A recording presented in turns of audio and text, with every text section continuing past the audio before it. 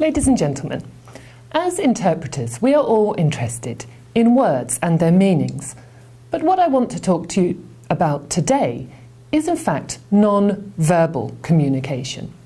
Now, whenever we have a conversation, we always focus on what we say. And sometimes afterwards we might say, I wish I hadn't said that. If only I'd said this instead. But in fact, experts tell us that around 60 to 90% of the message we try to communicate is made up of non-verbal cues. And so, rather than focusing on our words, perhaps we should be focusing on these non-verbal aspects of communication instead. And so today I would like to give a brief overview of what is non-verbal communication and look at some different aspects of it. So one of the most important parts of non-verbal communication is our body language.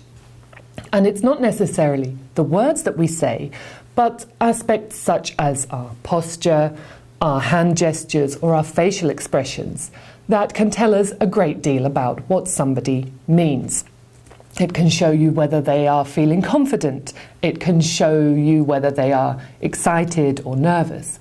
And it can even perhaps tell you if they might be lying.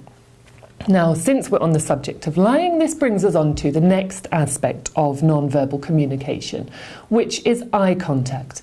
And of course, we know that a lack of eye contact can often suggest that somebody might not be telling the entire truth.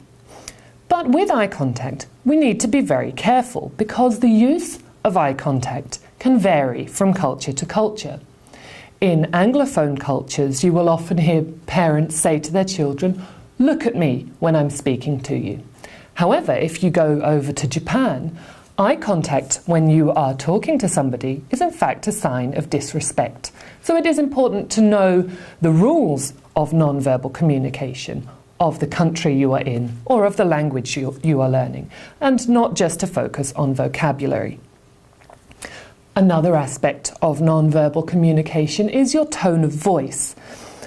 And sometimes the words that we say can change entirely depending on how we say them. So, for example, you can say to somebody, "That's great," or you can say, "That's great," and the meaning is entirely different.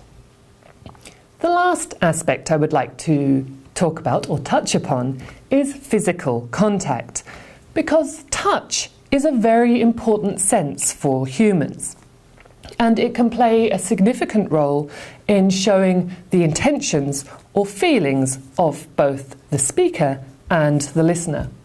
However, this is another area where we need to be careful culturally, because the rules of physical contact during a conversation can change greatly.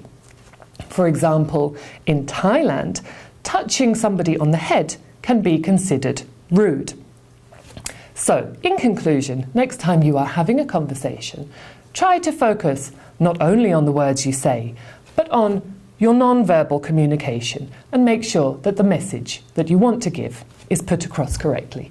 Thank you.